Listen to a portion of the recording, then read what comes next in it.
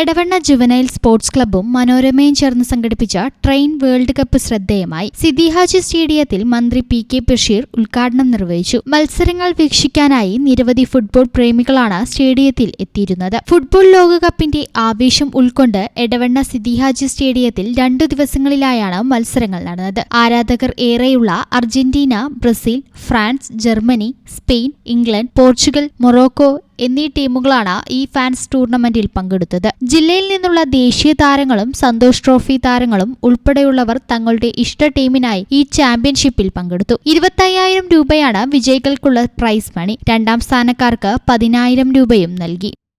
ഈ channel news Edavanna. 15 വർഷങ്ങളായി ഈ തിളക്കം നമ്മെ ഭ്രമിപ്പിക്കുന്നു. 15 വർഷങ്ങളായി ഈ വ്യത്യസ്തത നമുക്ക് ആത്മവിശ്വാസം നൽകുന്നു. 15 വർഷങ്ങളായി നമ്മുടെ ആഘോഷങ്ങളിൽ ഈ പാരമ്പര്യവും പങ്കാളികളാണ്. ഒരു ദേശത്തിന്റെ ആഭരണ സംസ്കാരം രൂപപ്പെടുത്തിയവർ. ഞങ്ങളെപ്പറ്റി നിങ്ങൾക്കല്ലേ കൂടുതൽ അറിയുന്നത്? പരിശുദ്ധിയുടെ സുവർണ പാരമ്പര്യം. Hayath golden diamonds, Valanchery.